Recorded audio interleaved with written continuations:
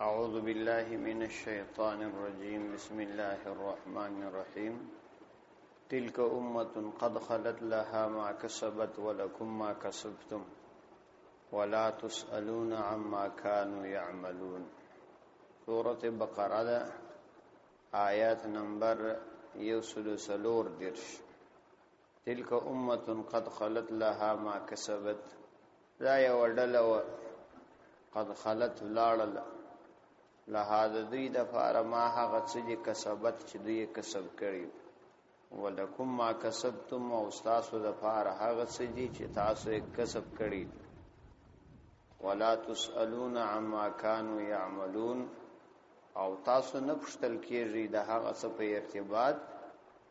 کانو يعملون چې هغه عمل کاوه. د حضرت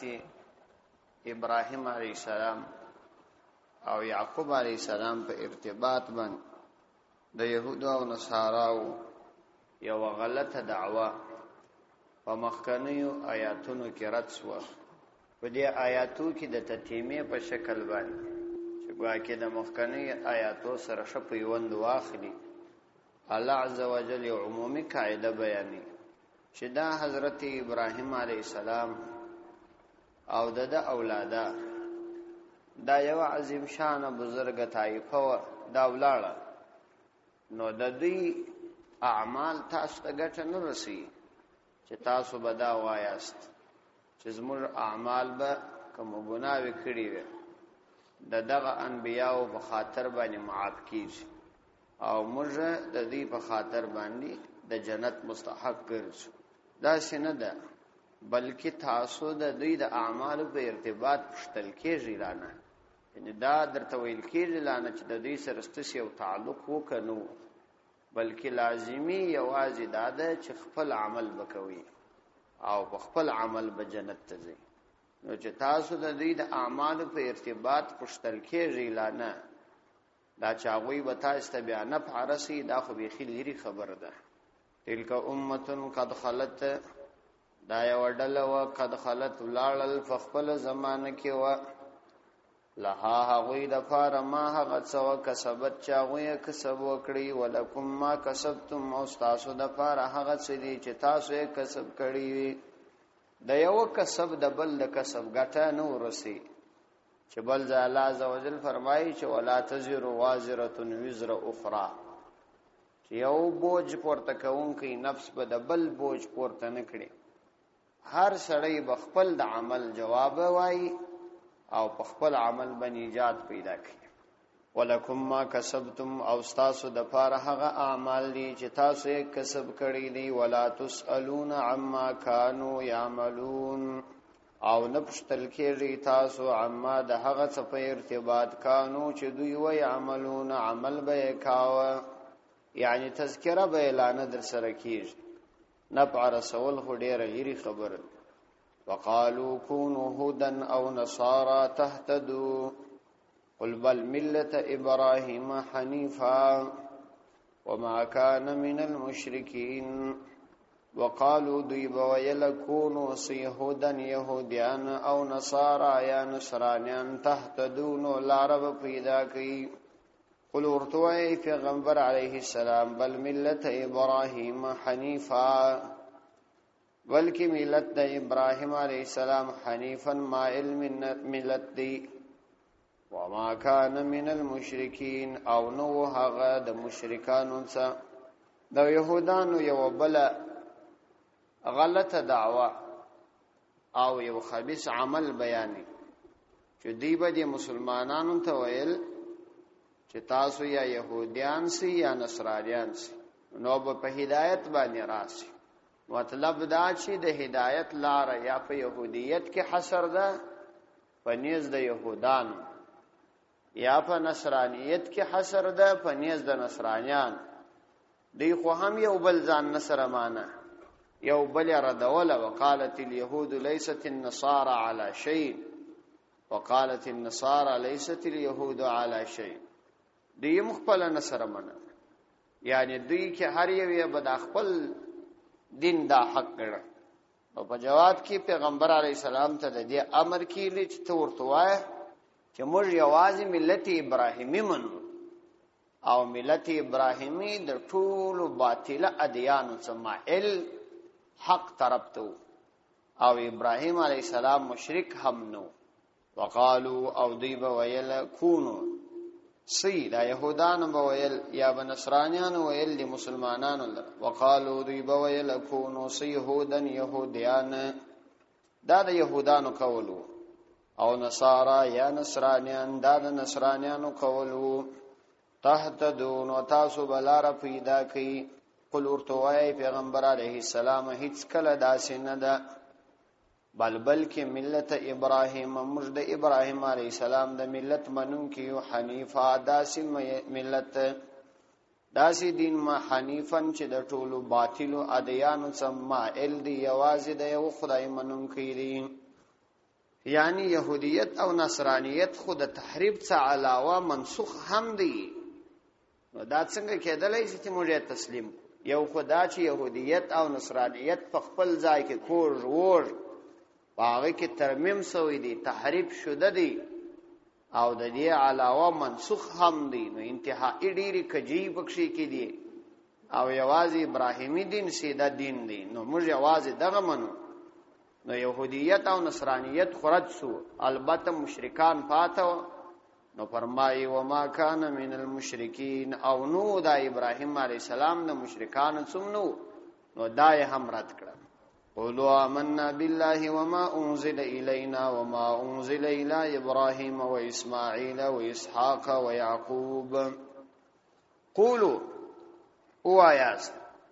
آمنا بالله مشفع الله ایمان راوړي وما انزل الینا او هغه احکام چې مستنازل کړل شوی دي وما انزل الی ابراهیم او هغه احکامات چې ابراهیم علیه السلام ته نازل شوی دي و اسماعیل علیه السلام ته و اسحاق علیه السلام ته و یعقوب علیه السلام ته و الاسباط او داوی اولادونو لره و ما اوتی موسی او هغه احکام چې ورکړل شوی دي موسی علیه السلام ته و عیسی علیه السلام ته و ما اوتی النبیون من ربهم او هغه احکامات چې ورکړل شوی دي انبیاء علیهم السلام ته من ربهم د دې د رب د طرفه. مسلمانانو ته بیا وس د دې امر کیږي چې تاسو به د يهودانو ته او د نصرانیانو ته دا خبره وکړي. ای مسلمانانو تاسو ورته وایاست قولوا ورته وایاست آمنا بالله موږ په الله باندې ایمان لرو وما انزل او په هغه احکام ایمان لرو چې نازل شوی دي لګنا موږ لره چې قران دی. وما انزل الى ابراهیم و اسماعیل و اسحاق و یعقوب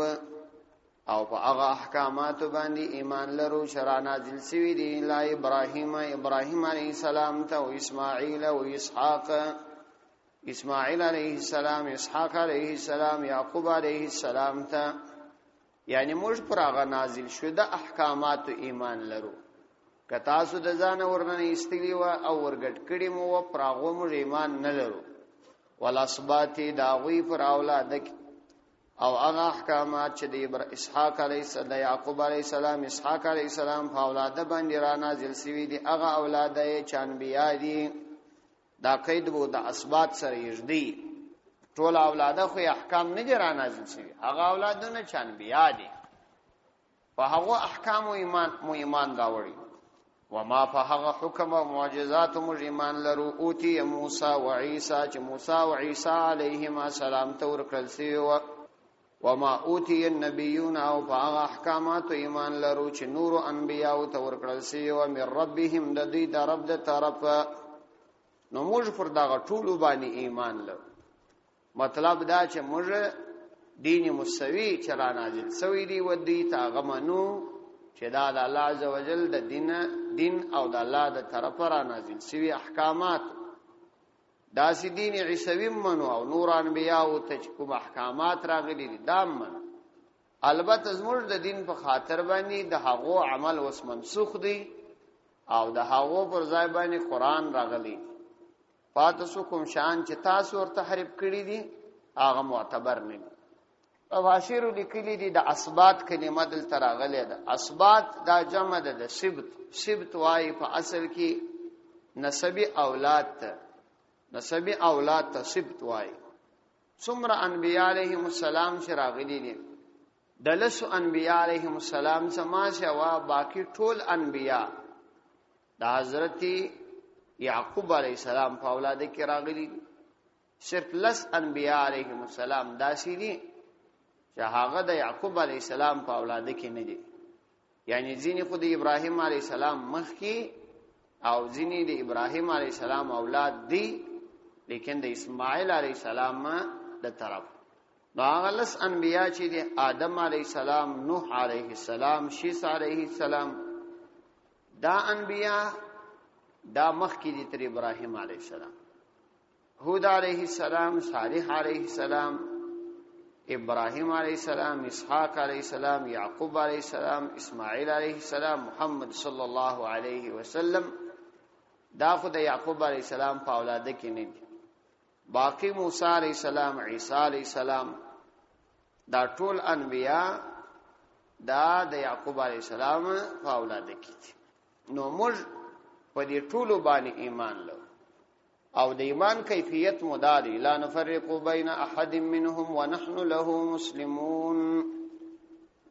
لا نفرق جلاوالی نرا ولو بین احد فما بین گره چا منهم د دوی څخه ونحن له مسلمون ونحن مجله دغه الله عز وجل را مسلمون تابعدار د احکام منونک. دا مو د ایمان کیفیت دی چې موږ داسې نه کوو چې یو نبی منو او بل بیا نه منو،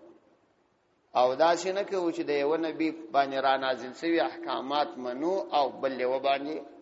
را نازل شوي احکامات به نه منو، بلکې پر ټولو باندې ایمان او ټولو ته را نازل شوي احکامات د خدای عز وجل د طرف حق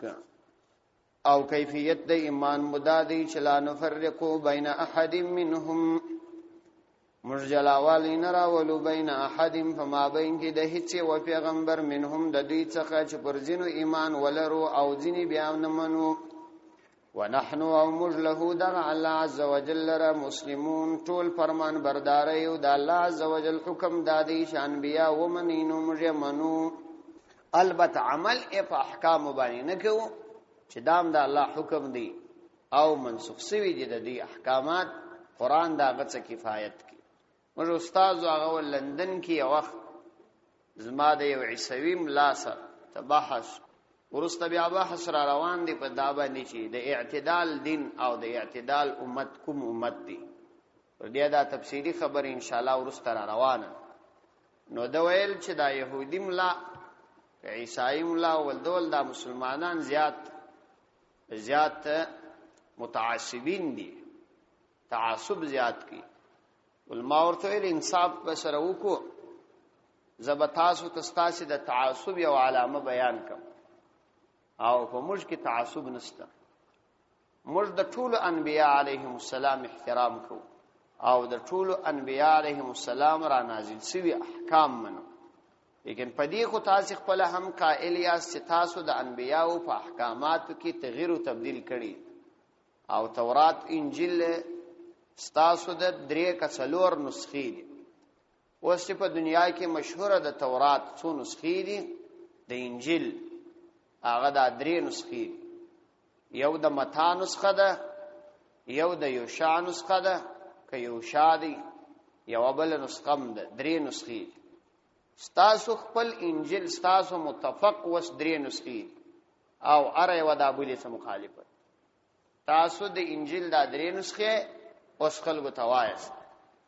نو زب تاسو ته اسانه علامه وشیم، تاسو په ټولو يهودانو کې یا عیسویانو کې یو کس ماته تاسو وشیاست چې پر ځان دی د محمد صلی الله علیه وسلم نوم یې شي او یاد د نبی کریم علیه السلام د صحابه او نوم پر ځان یې شي. لیکن زه تاسو ته په محمدي امت کې علی صاحبها الصلاة والسلام په محمدي امت کې په لکهاو نه په ملیونونو داسې کسان درشم چې په هغوی باندې د عیسی، د موسی، د داوود، د سلیمان د دې ټولو نمونه سته. نو تاسو راته وښیاست چې موږ متعصبین یو او که تاسو متعصبین. ولدی خاموش شو. نو تعصب په دې کې ډېر دی. فإن آمنوا بمثل ما آمنتم به فقد اهتدوا وإن تولوا فإنما هم في شقاق فسيكفيكهم الله وهو السميع العليم. فإن آمنوا اوس دې آیاتو کې یو عمومي قاعده بیانې، هغه دا چې تمام ادیان دا ادیان حقا چې د اسمانو سره نازل شوي و، دا ټول دینی ادیان دا ټول د اسلام په دین کې حصر دي او د ټولو خلاصه اوس د اسلام دین دی او د اسلام دین د سید الرسول صلی الله علیه وسلم فراوړي شریعت کې منحصر دی. یو قدم که هم سړی د دې څخه واوښتي نو بیا هم هغه معتبر او مقبول دین نه دی. یوازې به د نبی کریم علیه السلام او صحابه کرامو په قسم عقیده سړی لري، دا هغه څخه د ورشته په اندازه که سړی په خپل عقیده کې انحراف درلودلی نو هغه دین بیا دین نه دی، عند الله مقبول نه دی. را روانو آیاتو کې الله عزوجل یهود و نصارا او مشرکان او تر قیامت پورې تمام انسانانو ته عمومي حکم اوروي. فإن آمنوا بمثل ما آمنتم، کچیر هغوی ایمان راوړي بمثل ما آمنتم په مثال د هغه آمنتم چې تاسو ایمان راوړي دي، به په هغه باندې فقد اهتدوا نو یقینا بدی لاره مونږ کړي، لاره به پیدا کړي. وإن تولوا او کچیر تاسو مخواړوي، وإن تولوا او کچیر هغوی مخواړوي فإنما هم في شقاق نو یقینا هغوی په کج فهمي او مخالفت کې دي. وسيكفيكهم الله نو جردي چې کافي بس تعالی الله عز وجل د دې څخه، وهو دا الله عز وجل السميع کامل اوریدون کی دی، العلیم فرع علم لرون کی دی. قاعده بیانې چې د يهودانو خدا دعوا و چې تاسو يهودان سي لار به پیدا کړئ، یا تاسو نصرانیان سي د نصرانیانو دا دعوا و لار به پیدا کړئ، بلکې موږ دوی ته وایو چې که تاسو دغه سي ایمان او عقیده خپل کړه پر هغه احکامات باندې، پر هغه دین باندې، پر کوم باندې چې د صحابه کرامو عقیده خپل کړي ده، نو تاسو په هدایت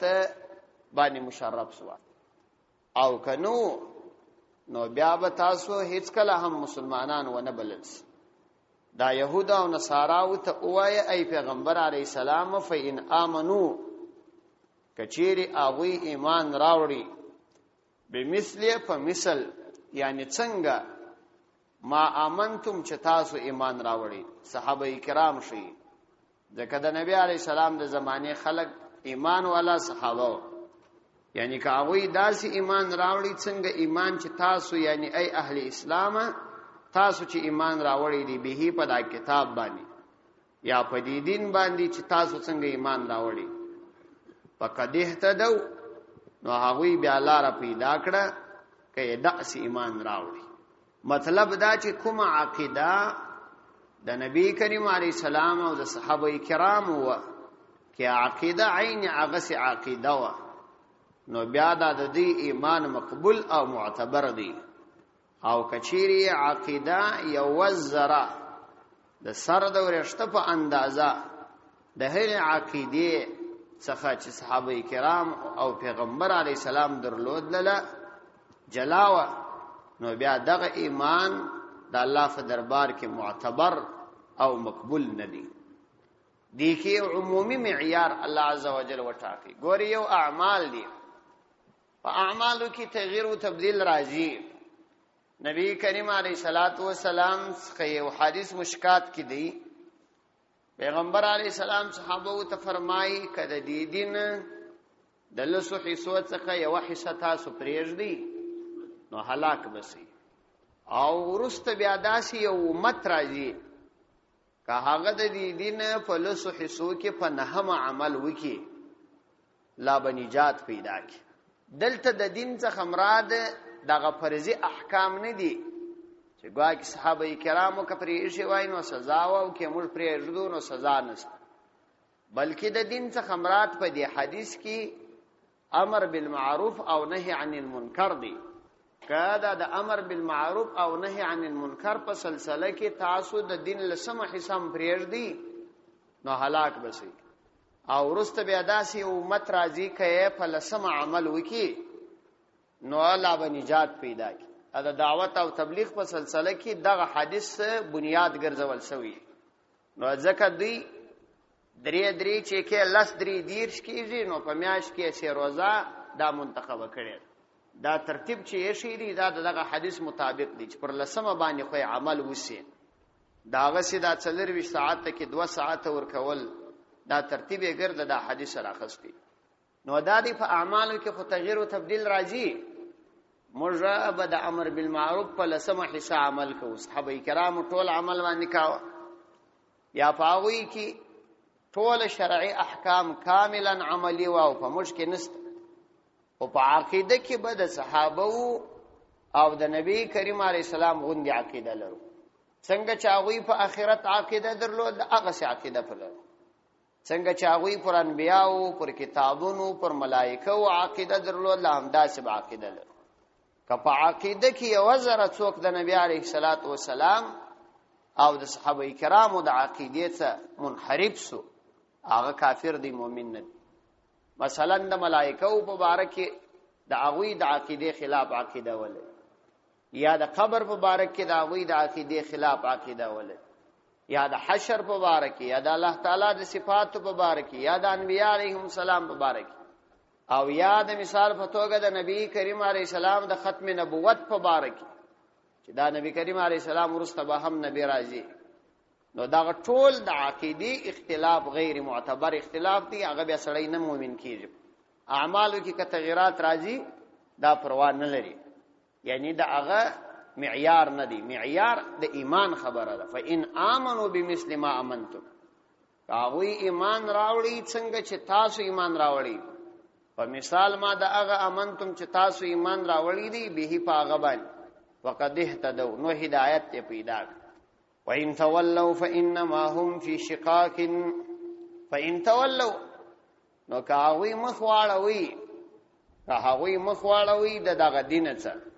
فإنما هم في شقاق نو بیا هغه فی شقاق فزد او مخالفت کې دي. نو تاسو پر دې باندې تعجب بیا مکوئ ځکه دا غوی دا عادت دي او پریشان کېږي هم. ولی فسيكفيك جردي چې کافی بسي تعالی الله عز وجل هم د دې څخه الله الله عز وجل یعنی بیا د دې په مخالفت باندې باک مکوئ ځکه الله عز وجل د دې په مقابله کې تاسو لپاره کافی دي. د دوی د مشکلات او د دوی د مکر او فریب څخه ستاسو حفاظت کی. چنانچه پیغمبر علیه السلام ته په دې آیات کې د دوی د ازرار او مشکلات څخه د حفاظت وعده ورکړه شوی ده. دې په ارتباط باندې بل آیات هم ست سورته مائده کې غالبا راځي. پیغمبر علیه السلام فرمایي الله يعصمك من الناس، الله عز وجل بتا د خلقو څخه ساتي. د دغه آیاتو د نزول ورسته پیغمبر علیه السلام د ځان د حفاظت لپاره چې کوم صحابه انتخاب ولا یعنی د بارډیګارد په شکل باندې هغه استکړل ځکه الله عز وجل د حفاظت وعده وکړه. وهو السميع العليم او دانا الله عز وجل السميع پر اوریدونکی دی ستاسو او د هغوی خبري اوري. العليم کامل علم لرونکی دی ستاسو او د هغوی په عمل باندې علم لري چې تاسو څه کوي او هغوی څه کوي. علماء یو مسله را استلې ده دغه آیات څخه فإن آمنوا بمثل ما آمنتم چې هغوی ایمان راوړي بمثل څنګه چې ما آمنتم تاسو ایمان راوړي. نو وای د دې څه دا معلومه سول چې په ایمان کې او په عقیده کې او په محبت کې د صحابه کرامو ایمان او عقیده معتبره. د صحابه کرامو د ایمان او عقیده څخه بسړی اوړي نه. نو بیا وایي چې د ملائکه او رسول صلی الله علیه وسلم په عظمت او محبت کې به په هغه اندازه باندې وي څومره اندازه صحابه کرام اعتدال بکی غلو پکش گمراهی ده. نو که یو سړی د ملائکو په باره کې دا عقیده ولري چې دا العیاذ بالله د الله تعالی لونی دي دا کفر دی، او که یو سړی ملائکه تر خپل درجه راکمي کړي نو دا هم کفر دی، هغوی ته کښته درجه ورکړي، بلکې اعتدال وکړي، څومره درجه چې الله ورکړي د هغو نه وي. او داسې د نبی علیه السلام په محبت کې نه به داسې کوي لکه یهودانو چې ځینو یې انبیا قتلوله او ځینو یې بیا انبیا د خدای زامن ګڼل، بلکې د دې دواړو تر مابین بلاره انتخابوي چې د اعتدال لاره ده.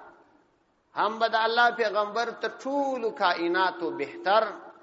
افضل بوله، او د الله عز وجل د پیغمبر سره به محبت د ایمان جز ګڼي، خو د خدای پیغمبر به د خدای بنده او د خدای پیغمبر ګڼي. هم به عبده و رسوله ورته وایي، او هم به د کائنات بهترین انسان بوله. بس نه به غل وکړي په محبت کې، نه به تقصیر کوي په محبت کې. دام حرام ده چې قبر ته سجده کوي، دام حرام ده چې پر قبر یې طواف کوي، او دام حرام ده چې بی عزتی او اهانت او په محبت کې کمی کوي. صبغة الله ومن احسن من الله صبغه ونحن له عابدون. صبغة الله د الله رنگ، ومن احسن او څوک دی ډیر بهتره من الله تر الله عز وجل صبغه درنګ ورکولو په اعتبار، ونحن له عابدون او موږ د الله عز وجل را عابدون عبادت کوونکیو. صبغة الله دا د يهودانو د هغه خبرې رد دي چې هغوی ویل چې تاسو یا يهودان سي، او نصرانیانو به ویل چې تاسو نصرانیان سي نو هدایت په پیدا په دې کې رد دی د دې چې موږ تاسو خبره نه منو، بلکې موږ د الله عز وجل په رنګ باندې ځانونه رنګو، او د الله عز وجل تر رنګ بنو بل بهترین رنګ چی شي، هغه رنګ چې الله عز وجل یې چاته ورکړي چې د اسلام رنګ دی، هغه به موږ اخلو. صبغة الله وای منصوب دی، یعنی صبغنا صبغة الله، موږ رنگ کړه سو یا رنگ سولو، یا موږ ځانونه رنگ کړل صبغة الله د الله عز وجل په رنگ باندې، موږ د الله عز وجل په رنگ باندې ځانونه رنگ کړ. نو واکې دا مفعول دی، مفعول به دی، او مفعول مطلق ام ځینې کسان جوړي. دا کې دوه خبرو ته اشاره ده. یو خبره دا ده چې نصرانیانو یو عادت درلودلی، هغه عادت اداو چې کوچنی به یې د اوه کالو سو نو بیا به یې سنتاو خو نه، او اوه کلنی باندې بیا په یو رنگ باندې اوها داسې اوبه وې دا رنگ و په ګډو، نو دا اوبه باندې به ولمباو، او بیا به ویل چې دا د نصرانیت رنگ دی، دا بیا پوخ رنگ دی، تغییر نه خوري. نو الله عز وجل په دې کې رد وکړي چې اصلا دا معمولی رنگ چې په اوبو باندې بدلیږي دا معتبر رنگ نه دی. رنگ په اصل کې هغه عقیده ده چې انسان یې په خپل فکر او دماغ کې خپل کی، او بل رنگ هغه رنگ معتبر دی چې الله عز وجل انتخاب کې، چې هغه ابراهیمی رنگ دی، چې هغه د سید عالم صلی الله علیه وسلم دین دی. نو د دې د دواړو خبرو رد وس، یعنی صبغة الله مرستاسو پر دین باندې نه یو، بلکې موږ د دین ابراهیمی حقیقت خپل کړی دی، او بل دین په حقیقت کې یو حقیقت دی، خالی رسم او رواج نه دی، یو د یو شی شکل او صورت دی، یو د یو شی حقیقت دی. دا فرق سره د مثال په توګه تاسو بلې دلی د دې آب میوه پروشي او مخته د پلاستیک کې دې زړیږي، داسې د پلاستیک انګور او سیب زړیږي، دا د دې سیبو حقیقت نه دی، دا شکل دی، او دا شکل یې خوند هم نه لري، او سړی په مړیږي هم نه، غلم نور باندې پیشیږي چې غلای کی، ځکه هغه ته دا معلومه ده چې دا حقیقت نه دی، دا خالی تصویر دی. نو عین یهودیت او نصرانیت دا فقط ظاهرا د دینداری تصویر دی، معتبر نه دی، دا څوک نه جنې غلا کوي، شیطان هم نه دی په پسې. او یو د دې مالټې او د سیب او د انګورو حقیقت دی چې هغه دلته څوک نه زړی، هغه که وخوري خوږ دی، صحت ته دی ګټه رسی. نو د اسلام حقیقت هغه محمدي دین دی، باقی ټول شان خالی تصویر دی. نو صبغت الله مجد الله عز وجل فرنگ باندې رنگ یو چې دا حقیقت د ادیانو دی. ومن احسن من الله صبغه، ومن احسن او څوک دی ډیر بهتره من الله تر الله عز وجل صبغتن درنګ په اعتبار، یعنی تر هغه بنوبل څوک ډیر خیر وی چې د الله عز وجل فرنګ باندې رنگ سوی وي، تر هغه خو بهتره څوک نسته. نو چې نسته ونحن له عابدون، موږ دی الله عز وجل لره عبادت کوونکیو، یوازې د الله عز وجل عبادت کوو، فقط بس د بل چا عبادت نکوو. مفتی محمد شفیع صاحب رحمه الله دلته یو ډیره د خوند خبره را نقل کړي. هغه وایي دلته دا دی الله عز وجل و فرمایل چې صبغت الله، دا الله عز وجل رنگ، ولو که د رنگ څخه مراد دغه حقیقي رنگ نه دی چې دا پر سړي باندې معلومیږي، لیکن وایي دې خبرې ته اشاره ده چې پر مؤمن باندې باید د محمد صلی الله علیه وسلم رنگ ښکارای، لکه څنګه چې رنگ په سترګو باندې معلومیږي، محسوس بالبصر دی، په سترګو خلک ویني. د اسلام رنگ باید د مؤمن پر شکل معلوم وي، شکل یې باید د مسلمان فرنګي. یعنی مطلب دا دی چې د ایمان علامات باید د مؤمن پر مخ، د مؤمن پر پوست، پر تمام حرکات و سکنات و معاملات باندې ښکاره وي. معاملات یې باید د الله عز وجل د دین مطابق وي، پوست شکل او صورت یې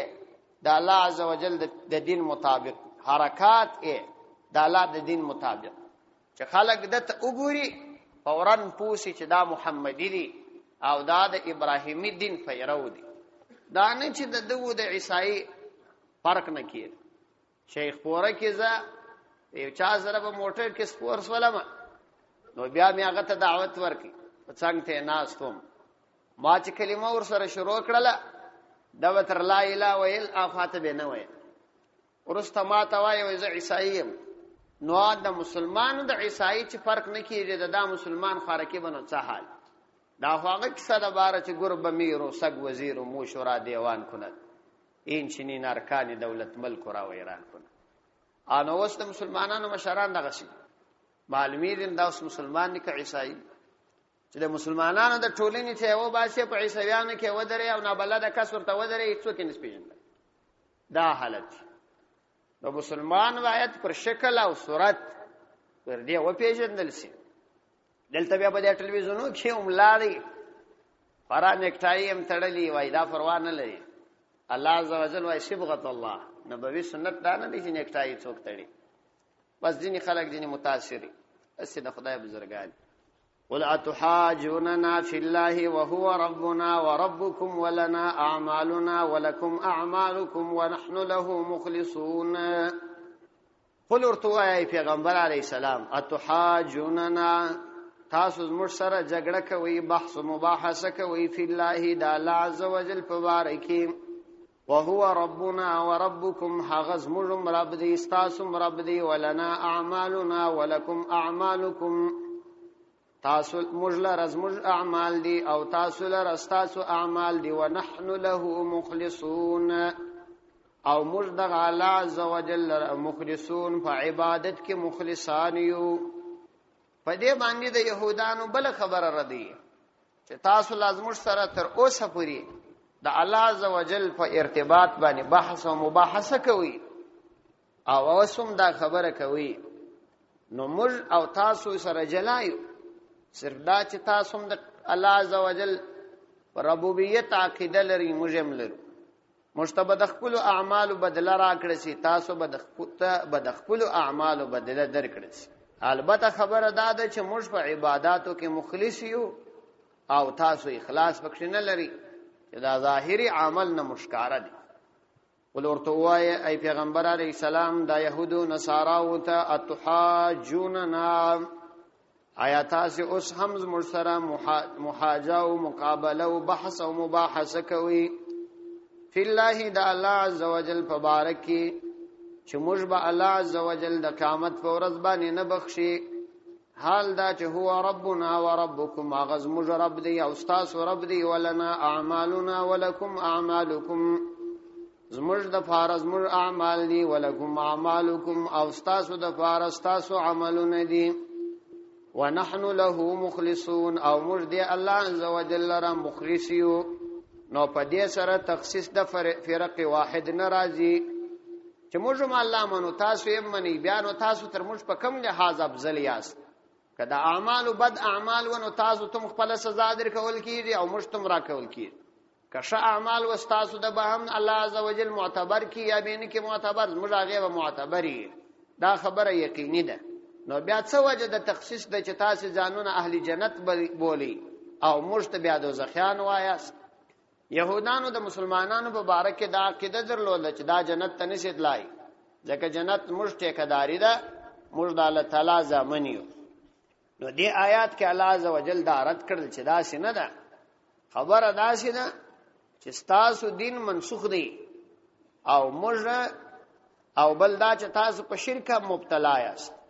د مثال په توګه دا وایاست چې عزیر د الله زوی دی العیاذ بالله او دا وایاست چې عیسی علی السلام د الله زوی دی او بل دا چې تاسو انبیا قتل ولا د عیسی علی السلام د قتل د پاره مخبل ټول مهنت وکي او موږ د دې ټولو کارو څخه الحمدلله پاک یو نو بیا څنګه به تاسو جنت ته ځئ او موږ به دوزخ ته ځو حالانکه موږ د الله عزوجل سره اخلاص لرو په دین کې اخلاص لرو د انبیاء سره مو اخلاص نو دا سینې کېده ګوري څو کلمات استعمال په یو سل شپږ ډیر شایات کې و فرمایل چې ونحن له مسلمون او بیا یو فرمایل چې ونحن له عابدون او بیا یو فرمایل چې ونحن له مخلصون مطلب دا چې ظاهر مهم د دین مطابق دی دا مو د ظاهره دعوه ده چې نحن له مسلمون موږ اسلام راوړی بیا وای نحن له عابدون دا معنا چې په عمل کې مو اسلام پلي کړی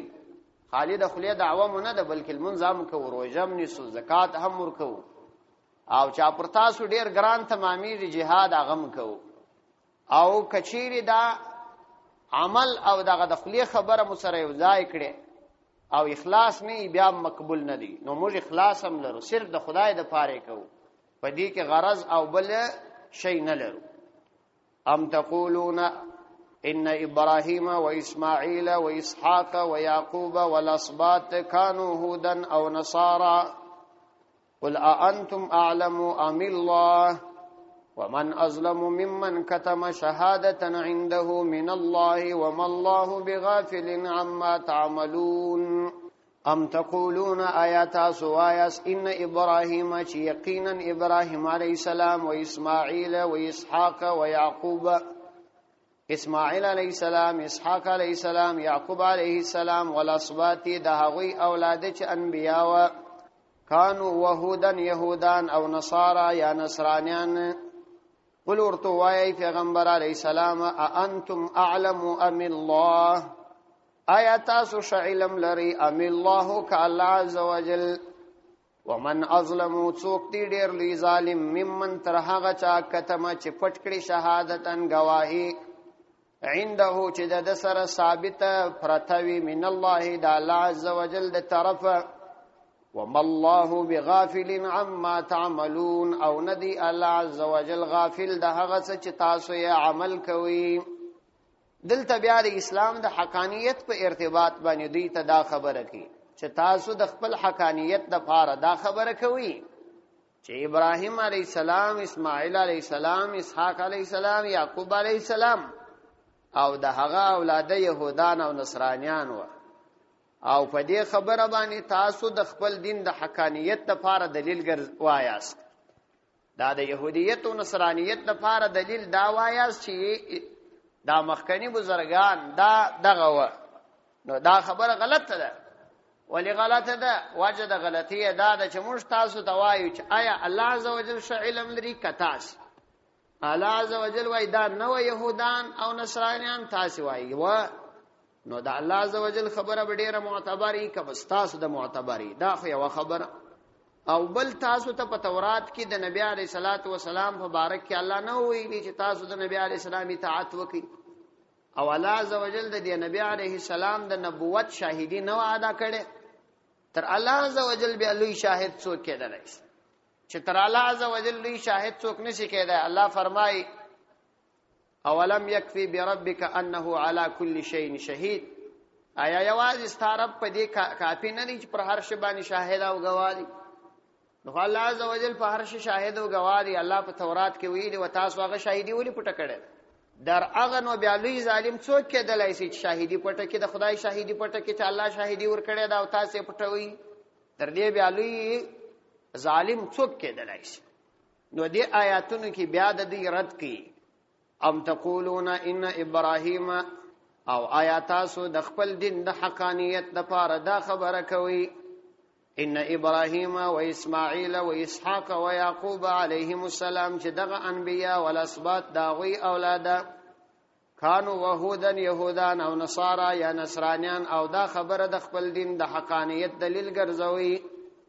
قل ورتوایا پیغمبر علیه السلام انتم اعلم ام الله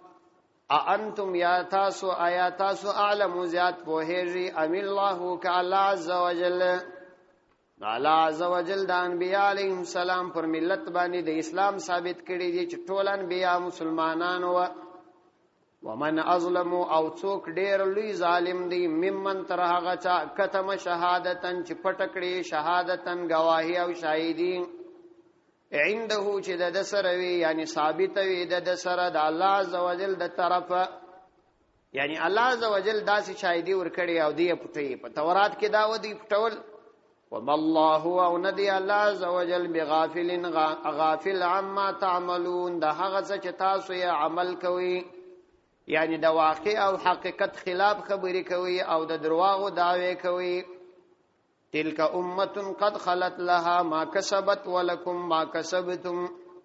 ولا تسالون عما كانوا يعملون تلك امه دا یو امت د بزرگانو یو ډله وقد خلت تیر سول ولال لها ما كسبت دا غوی د پاره خپل کسب دی ولکم ما کسبتم او تاسو د پاره هغه دی چې تاسو یې کسب کوي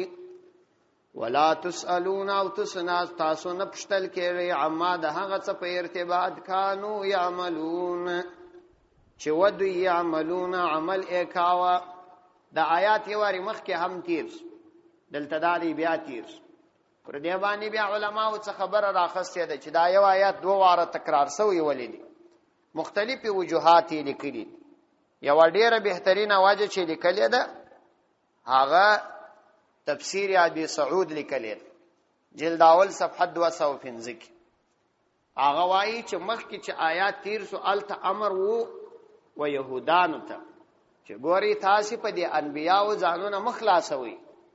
چې خپل عمل ونکړي د انبیاء علیهم السلام په وجه نجات نصیب پیدا کوي او دلته چې د آیات دوباره تکرار شو وای د محمدي امت ته علی صاحبها صلوات و سلام یعنی د نبی علیه السلام امت ته یو خطاب دی چې ګوري تاسو هم ځانونه داسې مګرځوي چې د نور په اعمالو ځانونه خلاص بولی لیکي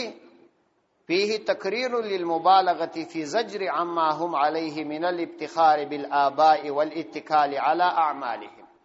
وای په دې تکرار کې چې دغه آیات تکرار کړي دي الله عزوجل وای مبالغه د پترټنه کې د دې کافرانو او يهودانو چې دوی په خپل پلرونو او په خپل نیکونو باندې ابتخار کاوه والاتکال على اعمالهم او د دوی پر اعمالو به تکیه کول خپل به عمل نکول نو بیا وای وکیل الخطاب السابق لهم وای چا ویلی دي چې مخکنی آیات د دې د فار ذکر شوی و د يهودانو د فار وهذا لنا او دا آیات به زموږ د فار راغلي تحذير عن الاقتداء بهم بیرونه د مجلره د دې په اقتداء چې ګوري د يهودانو اقتداء ونکي تاسو داسې طبيعت جوړ نکي چې نیک اعمال نکوي پر پلار او نکي ورتاوانوي بار وایاست چې زه د پلاني بزرګ په موریدي کې داخل شویم بس د الله د جنت ټیکدار په مشکم ځینی کسان دغه سیدي دا ډیره غلطه عقیده ده دا د يهودان عقیده ده دغه عقیده چې خپل بد اعمال کوي او وایي چې موږ به بیا د انبیاو په عمل باندې خلاص ګوري قرآن دا د بیان کړ د هغه سره را روانه ده دا خبره نو تاسو دا کار مکوئ ځینې کسان د بې علمۍ او جهالت په وجه دا خبره کوي چې زه د فلاني شیخ په موریدي کې داخل یم بس کما هر څه عمل کوي زه به د جهنم خلاص دا ډیره غلطه عقیده ده د یهودیت عقیده ده د دې څخه ځان ساتل پکار هر مؤمن په خپل عمل باندې معتبر ده د عمل معتبر دی عمل ضروری دی چې دی به عمل کوي عائشہ رضی الله عنها ته پیغمبر علیه السلام فرمایي زما په عمل نجات نشي پیدا کوي د هیڅ چا په عمل څوک نجات نشي پیدا کوي نه د پلار په عمل څوک نجات پیدا کوي نه د استاد په عمل پیدا کوي نه د شیخ په عمل پیدا کوي هر سړی مکلف دی چې عمل بخپل کوي صرف دون ده چې هغه د ولی د بزرگ هغه د شفاعت ممکنه ده وکی خدام لازمي نه چې الله به د شفاعت کوي کبه نه کوي ځکه د الله عزوجل په دربار کې شفاعت د الله په اذن باندې کی شاته الله اجازه ترکی کې نو په دې خاطر د دې سزا ان ساتل پکار پیغمبر علی السلام فرمایي من بطأ به عمله لم يسرع به نسبه کم څوک چې خپل بد عمل را ورسته کوي نسب یې نشي وړولای بیا په نسب څوک نه وړيږي چې د نسب دې دته ترقی ورکړي نو دغه فکر چې د جنو کسانو سره پیدا وي چې بس زبا عمل نکوم پیر صاحب ماته نجات راکې یا مولوی صاحب نجات راکې دا ډیره غلط عقیده دا دی تفسیر ابي سعود پر دی باندې خبره کوي چې وهذا لنا تحذير عن الاقتداء بهم دا زموږ د فار الله عزوجل دوباره د آیات تکرار کوي چې موږ وبېری د دې خبرې څخه چې ګوري د يهودانو اقتدا و نه کوي دا د هغوی غلطه عقیده او خپل اعمال نکول او ځانونه په دې باندې د جنت ټیکداران بلل چې انبیاء علیهم السلام به بیا دوی ته نجات ورکړي ولا تسالون عما كانوا يعملون او تاسو باندې پښتل کېږي عما د هغه څه په ارتباط کانو يعملون چې دوی عمل کاوه یعنی تذکرہ به اعلان د سره کېږي نه پر سوال خو به خلیری خبره ده نو په دې آیاتونو کې الله عزوجل د يهودانو عقیده او دغه دعوا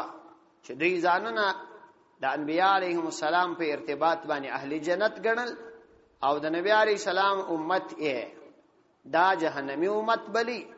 عقلا او نقلا دا خبره رد سوله چې عقلا او نقلا رد سوله نو د دوی دین هم باطل او رد سيقول السفهاء من الناس ما ولاهم عن قبلتهم التي كانوا عليها ولله المشرق والمغرب يهدي من يشاء إلى صراط مستقيم سيقول السفهاء جردي چوبوي بعقلان بوقوفان من الناس دخلوا ما ولاهم كم شدي وغرزول عن قبلتهم التي ددي دهغ قبلته كانوا عليها چپراغبان نیو قلور توای پیغمبر علیه السلام لله یوازی الله عز وجل المشرق والمغرب مشرق او مغرب دی یهدی لارشید الله عز وجل من هغه چاته شاو چې وی غواړي الی صراط مستقیم برابر لارته د دې ځای څخه د يهودانو او د منافقانو اتم اعتراض را نقل کړي اتم شبهه هغه داوا چې دی بدا اعتراض کاوه چې دا دین معتبر دین ندی دا ولی معتبر دین ندی وجه د عدم اعتبار داده چې په دې دین کې یو حکم وی بیا غولاړ شي بیا بل حکم وی وسته وګوره دی پیغمبر علی السلام څو زمانہ و بیت المقدس تل منځ وکي وس بیا د بیت المقدس څخه مخ واړوي د کعبه طرف تل منځ کی نو دا هم غلطه ده نو ځکه دا غدین العیاذ بالله غلط عزیز تفاسیر دلته یو مقدمه را نقل کړی ده ډیره بهترینه مقدمه ده دا ټولي سفاره خلاصم ده دا مشت اوه وایي چې په اصل کې همیشه یو دین او یو نظام هغه وخت قرار پیدا کولای شي چې دغه نظام او دغه جامعه او دغه قانون با نفوذ مستعد او د نظام ته عقیدتمن خلق ولري او داسې یو مرکز ولري چې الته دوی خپل کار مختبوس نو وای د دې لپاره الله عزوجل په مکه مکرمه کې پیغمبر علی السلام مبعوث کړي او بیا پیغمبر علی السلام درلس کاله پر داسې خلکو کار وکړي چې هغه دې دین ته عقیدتن تیار کړه ولیکن کله چې الته داسې یو نظام نسوای جوړېدلای الله عز وجل مدینه منوره ته د هجرت امر ورته وکړ. بیا مدینه منوره ته راغله. په مدینه منوره کې الله عز وجل احکامات نازلېدل شروع کړ، ځکه چې دا نظام دلته جوړېدلای شو. قرار دی نظام ترقی وکړه او د دې نظام په مقابله کې څلور طایفه الله عز وجل بیان کړ چې دا همیشه د پاره به د خدای د دین په مقابله کې دا څلور طایفه داوی. یو طایفه مشرکان و، د هغه سره د پیغمبر علی السلام مقابله وکړه تر داسې اندازې چې مدینه منوره ته هجرت جن راوړ. خو بیا هم دا مشرکان نه ګرځېدل، پر د مدینه حمله کولې بار راتلل. نو یو ډله به د مشرکان وي، همیشه به د اسلام د دین په مقابله کې ولاړ وي او مقابله وکړي. دومره ډله يهودان و، دا يهودان هم د پیغمبر علی السلام مقابله او د دین مقابله کول. درېمه ډله نصارا و، عیسویان، او څلورمه ډله منافقین. په دې ټوله سپاره کې الله عز وجل تر دې ځایه پورې د دې څلورو ډلو خباثتونه او د دې څلورو ډلو د اسلام سره عداوت او دشمنی په مختلفو انداز تعبیراتو په مختلفو کلماتو باندې د محمدي امت توضیح چې ګوري تاسو په دې باندې پوسي چې تاسو د اسلام او د دین په مقابله کې دغه څلور طایفه دا دي، او دا په هیڅ وخت کې تاسو نه پریږدي. په کلم باندې مهم نه پریږدي، کلم هم درپسې چلی. په ژبه مهم نه پریږدي، ژبه هم درپسې چلی. په لاس مهم نه پریږدي، لاس هم درپسې چلی. په اسباب هم نه پریږدي، په اسباب هم درپسې چلی. یو لار لاستاسي په مقابله او عداوت کې دوی دریغوي نه، بلکې رسمن شپه ورځ په دې پسې دي چې تاسو او تاسو اسلامي دین دا لمنځه یوسي. نو تاسو په دې پوسئ چې د اسلامي نظام پر راوستلو کې باید دغه خبيثو څلورو طایفو په خباثتونو علم ولري او پام کوي چې د دوستۍ عقیده ورته ونه لري، د یوې ثانیې لپاره لا په خبره باور او عقیده ونه لري. کوم یو ثانیه په خبره اعتماد وکي، په هغه ثانیه کې به تاسو بربادیږئ. او بل په مخکنی ټوله سفاره کې دا خبره راغله چې د الله د دین او د نظام دراوستلو په وخت کې به مشکلات راځي. هیڅ کله داسې نه ده چې یو نظام دی حاکم وي او ته د خپل عقیده خبرول کوي او ستا مخالفت منه کیږي، داسې نه ده. ورته بلویږي صبر وکړي، قتل کېږي به صبر وکړي، هجرت ته به اړکړل کېږي صبر وکړي، اولادونه به دې پرېږدي صبر وکړي. د دې لپاره مثال د ابراهیم علیه السلام زندگی پیش چې ګوره د دې دین لپاره دا ټول کارونه راځي. پام چې د دین په منلو کې دا شان د ذهن ونه باسي چې دا سنې دین خو مې منلې دي، لیکن هو ایر کنډیشن دی وی او په ژمي کې د بخاري وی، بنگله دی وی، کاروبار دی روان وی او په دې ملک کې د اسلامي نظام وی. دا نه څه کېدلای، دا هیڅ امکان نه لري. اسلامي نظام قرباني غواړي. دا څنګه راځي چې بس بارا دعاګانې شروع شي چې خدای اسلامي نظام راوړي، یو څه عمل خو غواړي. دا د دې مخکنی سفاره خلاصه ټوله خلاصه یې دا. اوس د دې اتم سوال را نقل کی او د دې جواب ورکړي چې کعبه د مسلمانانو کعبه د لمانځه قبله دا کعبه شریف اسول او د يهودانو قبله متروک اسوله. نو يهودانو د زړه د درد دا خبره کول چې دا څنګه دین دی چې د یو طرف بل طرف ته اوړي.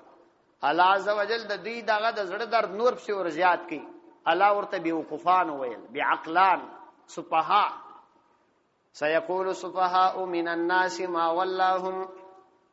جردی چې وبوای سفهاء بعقلان من الناس دخل سما واللهم،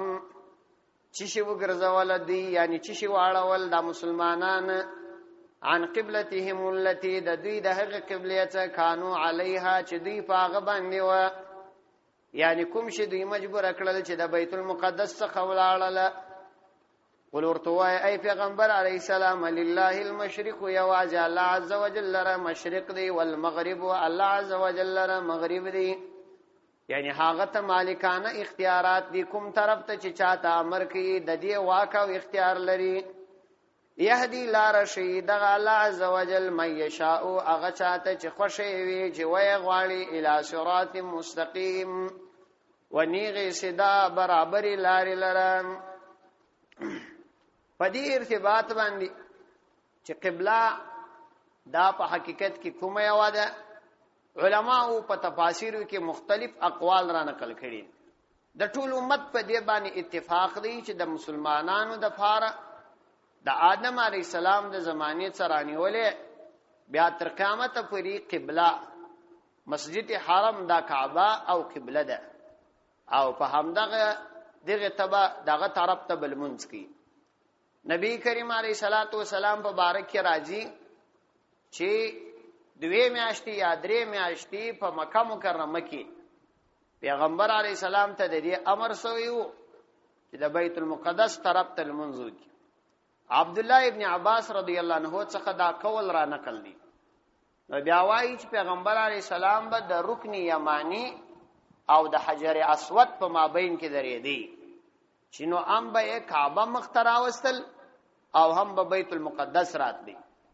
بیت المقدس د کعبه شریف شمال ته دی داغه د میزاب رحمت طرف دا د بیت المقدس طرف نو پیغمبر علی السلام به د رکن یمانی او حجر اسود د طرفه درې دی ترڅو چې دې طرف ته مخشي نبی کریم علیه الصلاۃ والسلام د اولی ورځې څخه فضل کې د دې تمنا درلودله چې خپل کعبه ته چې د نکاح حضرت ابراهیم علیه السلام بنا و هغه طرف ته الله عزوجل امر ورته وکړي لیکن د ټیر مفسرین رائے دادا او دا کول صحیح دی چې په مکه مکرمه کې پیغمبر علیه السلام ته د تحویل قبله امر نه دی سوی بلکې د تحویل قبله امر د قبله څخه د ګرځیدلو امر پیغمبر علیه السلام ته په مدینه منوره کې وسو او دا په دې خاطر باندې وسو چې يهودان او عیسویان هغه یو څه رامائل کی او د نبی علیه الصلاۃ والسلام خبرې ته متوجی شي شپاړس میاشتې یا اولس میاشتې پیغمبر علیه الصلاۃ والسلام دغه منځ د بیت المقدس طرف ته وکړي لیکن د کوم مقصد د پاره چې د دې امر سویو هغه مقصد عملی نسو اجرا نسو یعنی يهودانو ایمان را نوړي او د خپل خرمستی او اعتراضات څخه لاس و نخسي نو پیغمبر علی السلام به وای بار بار د دې تمنا کول او اسمان ته به د وحو په انتظار کتله چې کاش کې ما ته د دې امر وسی چې بیرته بیت المقدس څخه وکعبه شریف ته مخ واړو نو الله عزوجل امر ورته وکي او مخ یې واړو دا چې په کوم ځای کې دا واقعه پیښ شوه امام بخاری امام مسلم ترمذی مسند احمد کی تفصیلی او اجمالی دا قصه راځي نو وایي چې دا په حقیقت کې د بنو سلمہ مسجد وو چې اوس د مسجد قبلتین په نامه معروف دی دا د مدینه منورې څخه د شمال طرف ته چې د احد د خواته ځي د احد غره ته په 2 کیلومتري یا 3 کیلومتري کې په دې چپه اړخ کې پاتې کیږي چې سړی د احد غره ته سیدا ودرېږي نو دا مسجد قبلتین هغه وخت کې د بنو سلمہ علاقه و دلته پیغمبر علی السلام د ماپښین منځ کاو چې الله عزوجل امر ورته وکي نو پیغمبر علی السلام مخ واړوي صحابه په شروع ورځیدا دا که څوک وای عمل کثیر راغلی نو راځي چې قرآن امر کړی دی الهي امر فواجه عمل کثیر منع نه دی یو سړی راولاړ شي مار مړ کېل تروانی مړی دا عمل کثیر نه دی منع د فقہ کتابوم نکړي دا سوالم یو وخت یو چا کاوه نو پیغمبر علیه الصلاۃ والسلام د ماپښین منځ الته واړاو چې اوس هغه مسجد ته مسجد القبلتین وای په دا دروازه ور داخلي پر ساره لوړ د مسلې شکل ور کړی دی هغه معلومیږي دین روایتو کې بنو حارثه ذکر شوی او تطبیق دا دی چې دا بنو حارثه د بنو سلمہ سره یو ځای پراته و دا جلا جلا علاقې ندي دغه ځینې کې چې اختلاف راغلی هغه په دې خاطر دغه خبر بیا د مازګر په وخت کې مدینه منورې ته مسجد نبوي ته چارا ورساوه بیا په مسجد نبوي کې یا مسجد نبوي ته نږدې په یو مسجد کې د مازګر منځهم دغه سی ولاړو هغه کس راپور تراوړی دی دغه صحابه کرام په عین وخت کې اوښتي سحار د مانځه پر وخت باندې دا خبر مسجد قباء ته ورسېدی د مسجد قباء کې هم د جماعت پر وخت باندې صحابه کرام مخونه واړول مسجد حرم شریف نو اول دواره پیش راغلی حالت ده چې د بنو سلمہ مسجد قبلتین مازګر حالت سوی ده سحار حالت سوی د حدیثو په کتابونو کې کله وایي چې د بیت مسجد قباء کې دا پیښ وسو کله وایي په مسجد نبوي سره نږدې په یو مسجد کې وسو کله وایي د بنو حارثه او کله وایي د بنو سلمہ په مسجد کې وسو خو تطبیق یې دغه سړي چې دا ما درته وویل وسنو چې کله د غلمنځ واوښتي يهودانو ناری شروع وګوره المنځ دغه المنځ دا لاړی خلکو چې منځونه کړي و دا غول منځونه باطل سونه کاغه حق و بدل ولسو کنه حق و نه هغه نه حق کار کړي الله عز وجل د دوی د دې خبرې رد دلته وکي اوسنو سيقول السفهاء جردي چې وبوای بعقلان من الناس د خلکو څخه ما واللهم ششو ګرځول د مسلمانان عن قبلتهم التي د دوی د قبله څخه التي هغه قبله کانو علیها چې دوی فراغه باندې وا چې بیت المقدس دی قل ورتوای پیغمبر علیه السلام لله یوازي الله عز وجل را المشرق مشرق دی والمغرب مغرب دی یعنی الله لره مالکانه اختیارات دی چې کوم طرف ته د چاته امر کوي هغه طرف ته مخ اړي یعنی هیڅ چاته دا منصب نه دی حاصل چې خامخا به د شرعي احکام او علت او حکمت معلومي بس د مؤمن د پاره دا ضروري ده چې امر رالی بس آمنا وسلمنا منی به علتونه بنه پکښ را باش البته ک علت پیغمبر علی السلام خپل بیان کړیو یا دا حکم د شو دا حتی پارکم عالم علت بیان کې جلا خبره خو بیل علت به سړی تسلیمي امدا سالمه تګلار خو باز کسانو تعالی عز وجل د دې سالمه تګلاري توفیق نو ور کړی نه اعتراضونه کول يهدي من يشاء الى صراط مستقيم هدایت کی الله عز وجل من واغه چاته يشاء چې خوشي الى صراط مستقيم برابري لاري ته الله عز وجل دا هغه چا د پاره چې خوشي هغه ته هدایت کی مسند احمد کې یو حدیث را نقل کړی دی پیغمبر علیه السلام فرمایي يهودان بستاسو سره پر درو شانو باندې تر قیامت تر ورځې حسد وکي او د حسد خونو دا بیماری ده چې په هیڅ رقم باندې حاسد انسان د دې بل کس سره چې د حسد سره کې د محسود انسان سره به هیڅ کله جوړ نشي حاسد انسان به همیشه په دې پریشانی اخته وي هغه درې شان وای دادی چې یو د جمعې ورځ ده الله عز وجل د جمعې ورځ د عبادتو د پاره په هفته کې یو ورځ انتخاب کړ يهودان غلط سوله شنبه یې واخست عیسایان غلط سوله یک شنبه یې واخست او د اخر زمان امت دا برابر شیدا ورغلی د جمعې ورځ انتخاب دا د دې امت سره د الله عز وجل خاص محبت او پیرزوی نه ده چې واره کړ ورنصیب یې کړ پر دې بدی دا همیشه د پاره وایستا سره حسد کی او بل دا چې دوم بدی ستاسو سره د امین مبارکي دا همیشه د پاره حسد کی یو خدای د جماعت المنځ نه لري جماعت المنځ څخه محروم دي او بل د ملائکه او امین چې کله ستاسو پر امین باندې سره ملګری شي د الحمدلله ورسته نو پدې کې بدی ستاسو سره د قیامت تر ورځې حسد کی او دریم دا چې دی بستاج سره پر کعبه باندې حسد کی چې د دې قبله بیت المقدس دا تاسو پرې شو دی پر دې ودا همیشه د فار حسد کی عائشه رضی الله عنها دا را نقل کړي نو مطلب دا دی چې الله عز وجل لره اختیارات دي چې کوم طرف ته د چا مخ اړي کوم طرف ته نه اړي دا د الله عز وجل اختیارات دي پر دې باندې مخکې خبره تیر سه وكذلك جعلناكم أمة وسطا لتكونوا شهداء على الناس ويكون الرسول عليكم شهيدا وکذالک دا غرنګ جعلناکم مجرزولا استاسو امه وسطن معتدل امت لتكونوا شهداء د پاره د دې چې تاسو سي شهدا گواهان علی الناس پر خلق باندې ويكون الرسول او سي رسول علیکم پر تاسو باندې شهیدن گواه او شاهد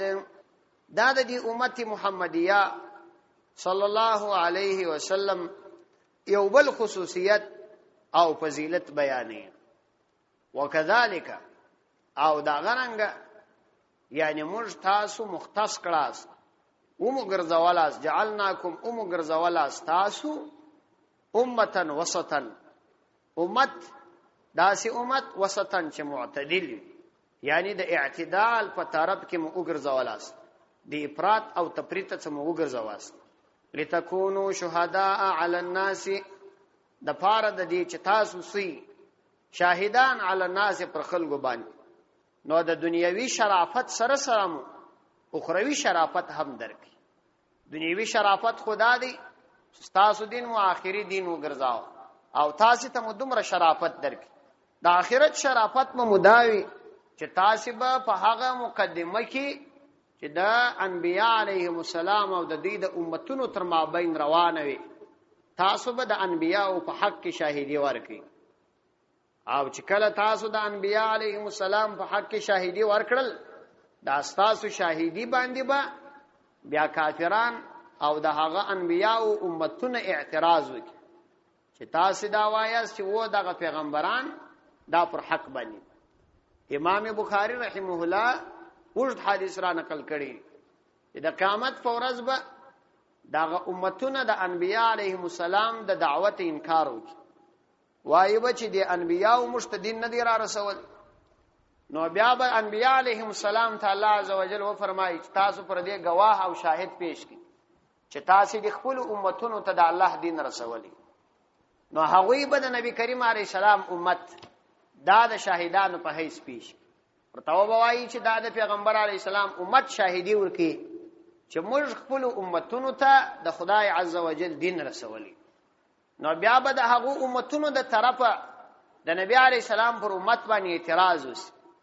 دا مدعا علیهم چې دی هغوی به اعتراض وکړي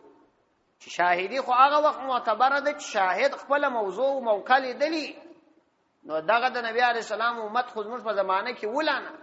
دوی څنګه دا دعوه کوي چې و دغه انبیا بر حق دي دی خو حاضر نه و په دې وخت کې څوک چې حاضر نه وي نو دا خو نه حقي شاهدی ده محمدي امت تبع الله عزوجل وایي چې تاسو څه وایاست دی به هو موږ دا وایو چې موږ نو او موږ خپل پیغمبر خپل په کتاب کې چې قران کریم دی دا خبره په دلایل ثابته کړي او موږ په دې عقیده و چې په داغه کتاب کې څه ودا حق و چې انبیاء علیهم السلام خپل امتونو ته د الله دین څنګه چې د الله د دین حق او هغه سره رسول نو بیا به نبی کریم علیه السلام د خپل امت د صفائی د لپاره شاهدی ادا کړي د دې امت تزکیه به وشي کله چې شاهد وي شاهدی ادا کړي او بیا د شاهد صفایم پیش سي نو دا شاهد معزز شاهد وي ځکه نو د دنیوي شرف سره سره به د امت ته اخروی شرف عمر نصیب سي نو الله فرمایي وکذالک دا غرنګ جعلناکم مجتاسی وګرځولاس امه وسطا یو معتدل درمیانا برابر امت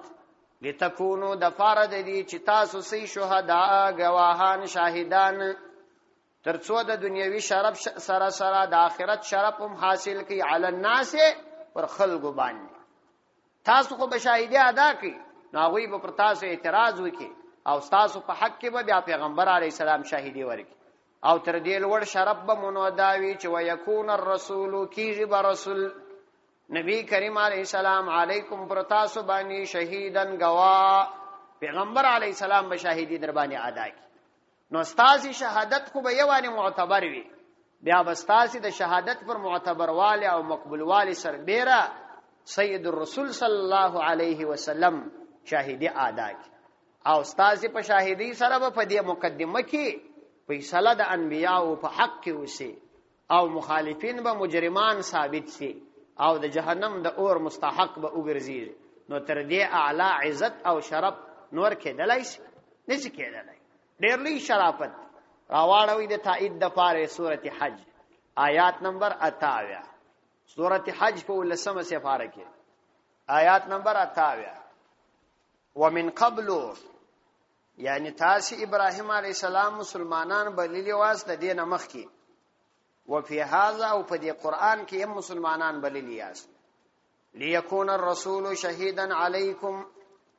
د پاره د دې چې دا رسول پر تاسو شاهدی ادا کې وتكونوا شهداء على الناس او تاسو بیا سي شاهدان گواهان علی الناس پر خلق باندې راواړوي د تایید د پاره سورۃ النساء آیات نمبر 41 سورۃ النساء آیات نمبر 41 انځمه سفاره ده فكيف اذا جئنا من كل امه بشهيد فكيف څنګه به اذا جئنا من كل امه چې کله مراتګو کو په د هر امت څخه بشهيد په یو گواه باندې وجئنا مجراول تا ای پیغمبر علی السلام تراتګو کو پتا سره علی هؤلاء فراستا پر امت باندې شهیدن گواه چې تب بیا پر دی شاهدی ادا کړي عبد الله ابن مسعود رضی الله عنه وای ما ته ورځ نبی علیہ الصلوۃ والسلام ویل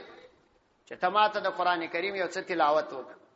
دا د الله عزوجل کلام تلاوت چې د چا څخه اوري دا به جلا خوند کی پیغمبر علیہ الصلوۃ والسلام عبد الله ابن مسعود توای چې ته ماته د قران تلاوت وکړه عبد الله ابن مسعود رضی الله عنه وای چې ما ورته ویل چې زه پر تا باندې د قران تلاوت وکم وعليك انزل پر تا باندې خو نازل شوی دی یا پر تا باندې را نازلیږي نو پیغمبر علیہ السلام ورته وای چې ماته دا خوند راکړي چې د قران تلاوت واورم عبد الله ابن مسعود رضی الله عنه وای ما دا سورۃ النساء ور شروع کړ چې دا آیات تر ورسېدم چې وکيف وجئنا بك على هؤلاء شهيدا وای پیغمبر علی السلام ته ما ته ویل چې بس ما چې وکتل تر سترګو یې وشکې را رواني د قیامت د ورځې حالات او ریاض سول چې دا خطرناک ورځ وي مشکلات وي لڅلغړ به انسان ولاړ اوس ته د قران کریم واورېدلو کې خوند او ذوق نشته نو ځکه چندانې د تلاوت او د سماع شوقیان هم نه اعلان کې داغه خلک دا دلیل وای نو زه نه په پیرم دا عمرې ته چې ولاړ شي بیا څنګه اوري الته بیا په پیږي التم نه په پیږي دا الله عزوجل په کلام کې پیږي کنه پیږي چې تشور ته متوجه سي تاثیر در باندې کوي موږ ته متوجه کیږي خوان پدې کې دي د سحار المنز په اول وخت کې کول وای دا نسی کیږي د امام صاحب مذهب دادی چې یوازې د ماښام المنز په اول وخت کې افضل دی نور وختونه د امام صاحب د مذهب را یاد ده چې باید د مابین په وخت کې وشي لیکن د ماخستان منځ به وس ټول په اول وخت کې کوو دا به نه دی ګناه دا به عیب نه دی پر 9 بجې لسکم وخت داخلي دی پر 9 بجې پر مانځه دریر هیڅ یو سپینځري او هیڅ یو ځوان دا شکایت نه کوي چې دا خو د امام صاحب د مذهب مطابق کار نه دی لیکن د سحال منځ کې به د پیشنمی سره دستی کاوه پر هغه به د ځینې اعتراض کوي دا دی وګوري تفاوت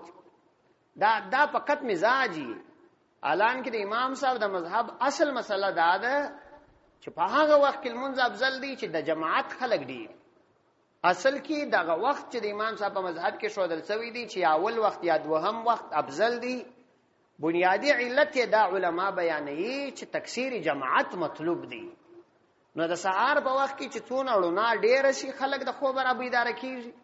نو پړونه کې د سحر المنځ افضل دی زموږ په مذهب کې او د فضیلت وجه هم دا تکثیر جماعت د ماپښین منځم په هغه وخت کې وای افضل دی چې هغه وخت کې خلک دي نو وسته مجداري په شارو کې د ماپښین منځ تقریبا په اول وخت کې کوو خو خلک په دغه وخت کې دي د ماخستان منځم دغه وسته مش کوو دا وخت افضل دی ځکه خلک په دغه وخت کې دي نو کله سحر المنځ پروژه کې وختي وشي په دې کې هیڅ عیب نشته دا بالکل د مذهب او د سنت طریقې مطابق وخت دا مازی خلکو باندې مزاج غالب سوی بارو اختلاف په محل کې د خلکو سره جوړ کړي دا ډیره کمزوري خبره ده په محل کې اختلاف کی بیا کبل فرض دا موږ سره تسلیم کو چې دا وخت افضل دی چې د ټول محل خلک پر متفق دي پر اتفاق دي هغه وای دغه وخت دی وسی او تا فقط مازی د افضل ټکی نیولې دي اختلاف کینو د اختلاف حرام عمل دي د افضل په مقابله کې حرام ولیکي اختلاف ولې په محل کې جوړي دا هم منع دي د محل اکثریت پر دې متفق وي ما ته راضي ده د اختلافي مسائل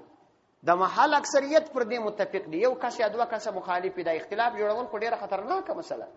د امت تر مابین اختلاف کول حرام دي. بیا بغض راځي په دې کې، حسد راځي، د مساجد منع راځي. نو دا منع ده. دا حدیث کې څونه، قران شریف آیاتو کې څونه منع را د دې څخه ځان ساتل پکار. ويكون الرسول عليكم شهيدا، او پر تاسو باندې دا پیغمبر علی السلام گواه او شاهد. اوس دلته د نبی علی السلام امت ته امت وسط ویل سول. د وسط ترجمه تفسیر قرطبی کوي سهلا وعدلا، یعنی داسې امت چې هم یې په دین کې نرمي ده او هم دین معتدل او برابر دین، او بل دا چې دا امت دا خیر امت دی، بهترین امت دی. واستاذ ګوري د نبی کریم علیه الصلاۃ والسلام په دې امت کې اول تر ټولو لوی فضیلت دا دی چې د دې امت پیغمبر آخري پیغمبر، دا امت آخري امت دی، کتاب آخري کتاب، تر قیامت تر ورځې پورې په هیڅ کې تغییر نه راځي. نو دا د دې امت فضیلت او په دې خاطر باندې دا عدل امت. دوهم د دې امت اعتدال دادی، اعتدال د دې امت دادی او د اعتدال اهمیت او فضیلت دادی. تاسو وګورئ دا اعتدال په هر شي کې، دا درمیانه زندگی کول په هر شي کې د هغه شی رخ او د هغه شی اصول برابرې. پیغمبر علیه السلام فرمایي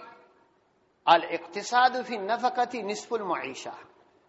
اعتدال کول په خپل نفقه کې، په خپل نفقه کې اعتدال کول وای دا نیم ژوند دی. یعنی ما زیات اسراف کوي او ما کمی راول، بلکې درمیانه زندگی کوي. د دې یو مثال داسې دی،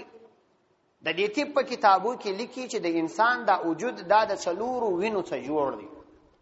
څلور وینې دي د دې څخه د انسان وجود جوړ دی. یو یې وینه ده چې د موږ تاسو وینه بول خون ورته وایي په دې کتابو کې.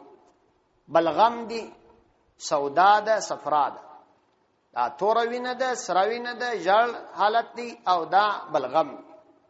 د دې څلورو عناصرو څخه د انسان وجود دا جوړ دی. دا د طب په کتابو کې دا لیکي. نو وايي د دې په مقابله کې بیا الله تعالی د انسان په بدن کې څلور حالت نورې شي دي. یو ګرمي ده، او بل یخنی ده، بل خشکی ده، بل تری ده. یعنی لندوالی، رطوبت او خشکوالی، یبوست، وچوالی. او دا غرنګ ګرمي، حارت، او دارسی برودت. دا څلور صفات د دې څلور شانو په مقابله کې دا سره راغلي. دا هر یو د یو مقابله کوي. دا د طب قانون چې هر یو د یو مقابله کوي. نو دغه څلورو په وجه د دې څلورو هغه د قوت حالت کنټرول وای. هر کله چې دغه څلور د دې څلورو په مقابله کې په اعتدال وي نو انسان جوړ. او د مرض تعریف دغه کوي کله دغه څلورو څو یو تر خپل حالت ولوي بس انسان مریض کیږي. دا مریضي بیا مختلفي، نو کله بیا د مریضي د فشار مریضي سي، کله بیا د زکام مریضي سي. دا په اصل کې دا یخني چې کله غالب سي خپل په مقابله کې چې کوم عنصر لري هغه ضعیف سي، نو انسان ته د زکام مریضي پیښیږي. دا د فشار مریضي بیا دغه سي چې دا ګرمي دا غالب سي پر انسان د فشار مریضي راځي. دا د طب کتابو کې د دې دا تفصیل لیکلي. نو اوس وای کدا وی د انسان بدن په اعتدال کې. نو د صحت تعریف وای چی شدي؟ وای دغه څلورو د اوغو څلورو په مقابله کې اعتدال ته صحت وای، او دغه څلورو د اوغو څلورو په مقابله کې عدم اعتدال ته مرض وای. بس دا مرض. نو دغه نبی کریم علیه الصلاۃ والسلام دین او د نبی علیه السلام امت دا معتدل امت دی. نه یو طرف پر غالب نه بل طرف پر غالب، بالکل صفا سیده روان دی. اوس نو ګوري دې خبرې ته تاسو متوجه شئ څنګه چې د انسان دا ظاهري وجود دا و دې اعتدال ته اړتیا لري. که یو عنصر پر دی بل عنصر باندې غالب سو نو لا محاله مرض راځي. عین دغه رقم عقیده او روح دا دغه رقم خپل ځان ته عناصر لري. که په عقیده کې یو پر بل غالب سو نو په هغه صورت کې عقیدوي مریضي یا روحاني مریضي انسان ته پیښیږي. د روحاني مریضي د پاره هم دغه سي اجزا ستا چې یو پر بل باید غالب شي. نو د همدې د پاره الله عزوجل سورۃ حدید کې د دې اعتدال په ارتباط فرمایي. سورۃ الحدید آیات نمبر 25 راوړو. سورۃ الحدید به ان شاء الله العزیز او وشتمه سفاره کې راځي. الله عزوجل فرمایي لقد ارسلنا رسلنا بالبينات، موږ د خپل پیغمبران په واضح دلایل واستول. وانزلنا معهم الكتاب، بیا موږ د پیغمبرانو سره کتاب هم واستاو. والميزان او ترازو هم واستاو. مطلب دا چې کتاب مو امور واستوي تر څو چې روحاني اعتدال وساتي. والميزان ترازو مو امور واستاو چې د دنیوي معاملات وي د وجود په ارتباط چې دا اعتدال وساتي. ليقوم الناس بالقسط، تر څو چې خلق په عدل او اعتدال زندگی وکړي. یعنی کدا نه وای بیا نه سوای کول. خدا چې د دنیوي نظام د پاره اعتدال راولي قوت تزریت تا. نو الله فرمایي وانزلنا الحديد، او دا غرنګ موږ ورکړل. انزل په معنا دلته د ورکړی ده. الحديد وسمنا فيه باس شديد، و دې کې کلک قوت دی، یعنی د جنگ د پاره د دې څخه کار اخته کیږي. ومنافع للناس، او د خلکو د پاره منافع دي. د دې د پاره الله عزوجل وايي موږ دغه انبیاء علیهم السلام را واستو. نو واستاسي ګوري دغه امت د پیغمبر علی السلام او د نورو امتونو تر مابین د اعتدال یو څو مثال ز تاسو ته وایم. اول مثال به راواخلو د دې امت پیغمبر علی السلام د امت د اعتدال په ارتباط باندې چې قران د دې امت اعتدال بیان کړي. سورۃ اعراف راواړوي 101 نمبر آیات. سورۃ الاعراف ومه سفاره کې الله عزوجل فرمایي چې وممن خلقنا امه يهدون بالحق، دا هغه مخلوقات چې ما پیدا کړی دي یو ډله داسې ډله ده يهدون بالحق شاغوي لارشي بالحق د حق طرف ته. وبه يعدلون، او په دې حق باندې انصاف هم کوي. یعنی د دې حق د قانون مطابق د اعتدال مطابق زندگی په همدغه اعتدال باندې روان. راوړوي سورۃ آل عمران آیات نمبر 110. سورۃ آل عمران سلرمه سفاره کې راځي آیات نمبر 110. الله سبحانه وتعالى فرمایي کنتم خیر امه، تاسو بهترین امت یاست، تاسو معتدل امت یاست. اخرجت للناس تأمرون بالمعروف، تاسو را استلسیوی د امدې د پاره یاست د خلکو د ګټې د پاره چې په نیکی امر وکي. وتنهون عن المنکر، د بدن خلق منع کوي. وتؤمنون بالله، او د خدای په دین باندې ایمان ولري. دا الله عزوجل د دې امت د اعتدال په ارتباط فرمایي. وسنو تاسو ګوري پیغمبر علی السلام فرمایي الدین النصیحه، دا دین دا ټول دین د خیر خواهی ده. یعنی د دین هر شعبه دا د انسانیت لپاره خیر خواهی. یو صحابي وای موږ ته ویل اې د الله پیغمبره دا دین د چا لپاره خیر خواهی ده؟ وای دوی لله، د الله لپاره خیر خواهی. یعنی د الله لپاره خیر خواهی دا معنا چې تا د الله توحید پر ځای کی نو الله عزوجل به تا ته عذاب نه درکې. دا د الله لپاره خیر خواهی. ولی کتابه، د الله د کتاب لپاره خیر خواهی ده چې تا د خدای په کتاب عمل وکي، زندگی دی په جوړ سو، آخرت دی په جوړ سو. ولی رسوله، د الله د رسول لپاره خیر خواهی ده چې د سنت اتباع دی وکړه، دنیا دی په جوړ سو، آخرت دی په جوړ سو. ولی عامتهم، او د عام انسانیت لپاره خیر خواهی ده. ولی ائمه مسلمین، د مسلمانانو د امامانو علما او مشرانو لپاره دا خیر خواهی ده. نو اوس اول دواره په دې امت کې، په دې امت محمدیه کې علی صاحبها الف الف تحیه و سلام، اول اعتقادي اعتدال راواخی د عقیده په ارتباط باندې. دغه د نبی کریم علیه الصلاۃ والسلام امت د نور امتو سره تاسو پرتلک. اوس په دنیا کې آسمانی امتونه یا آسمانی ادیان، هغه یو يهودان ځانونه د آسمانی دین پیروان بول، عیسویانم ځانونه د آسمانی دین پیروان بول. د دوی په مقابله کې نبوي امت راواخلی د پیغمبر علیه الصلاۃ والسلام امت دام د یو آسمانی دین پابند ځانونه بول. د دوی تر مابین اعتدال ته وګورئ. يهودان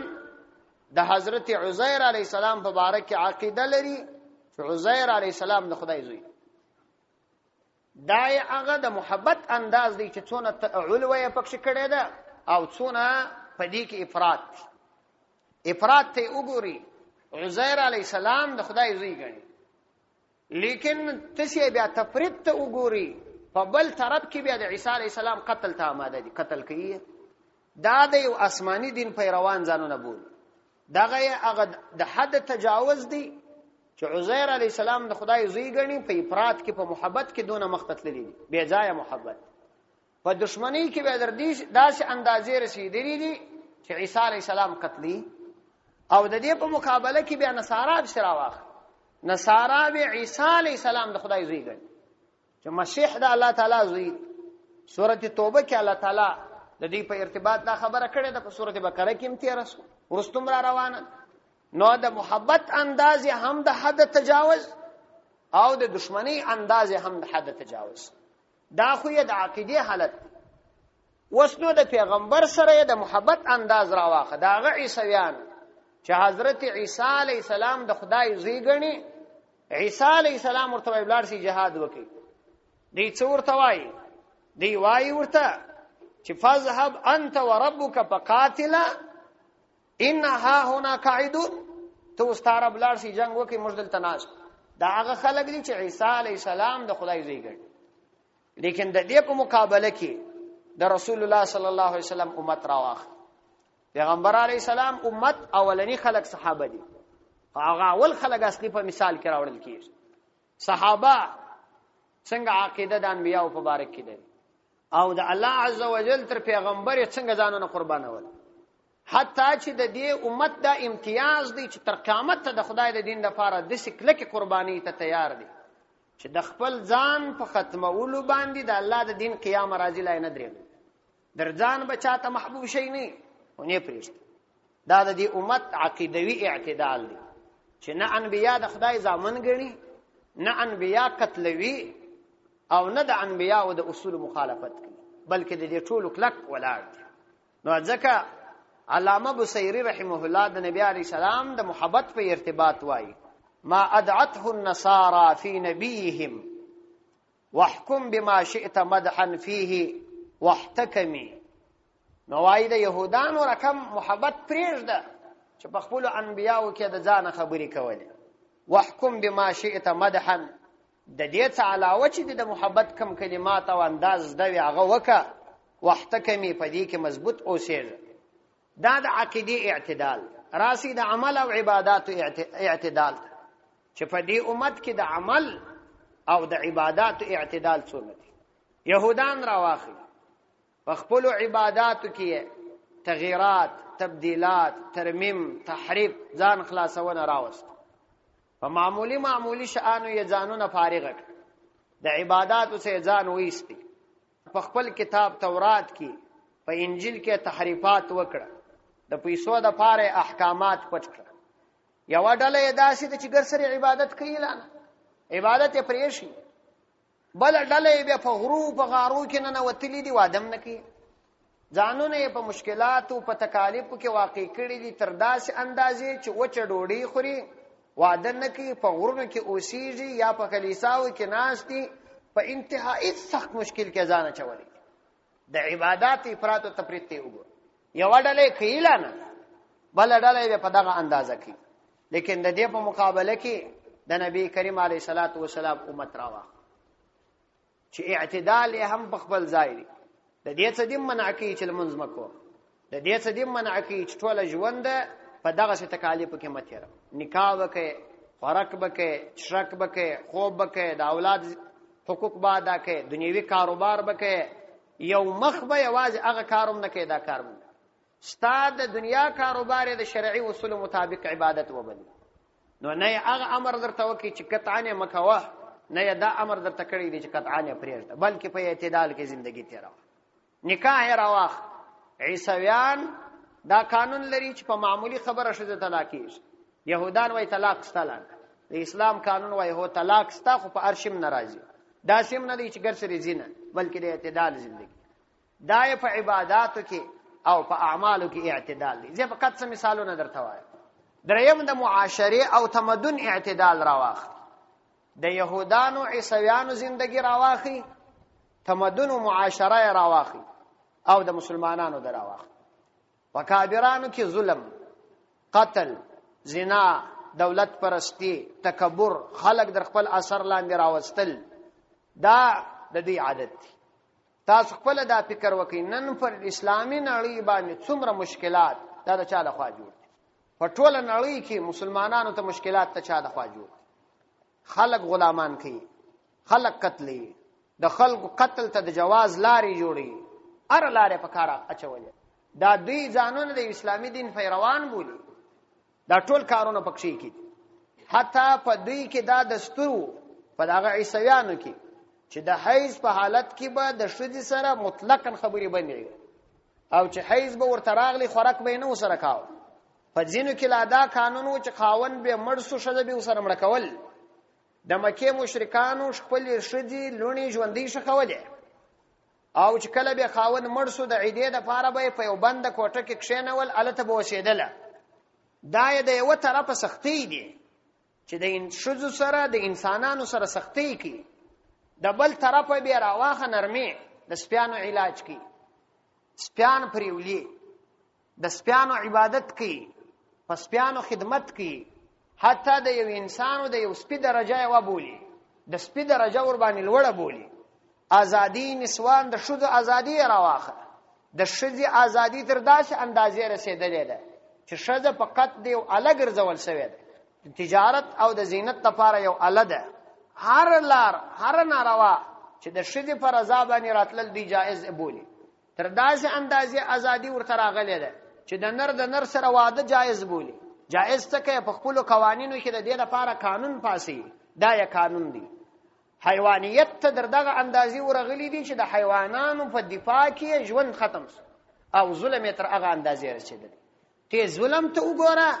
او ته بیا نرمۍ ته وګوره. نرمي یې په کومه اندازه، ظلم یې په کومه اندازه. د دې په مقابله کې د اسلام دین راواخله. اسلام د ښځې عفت، د ښځې عزت او د ښځې احترام ته څونه درجه ورکړي. په کور کې کښېنوه، خوراک یې پرتا دی،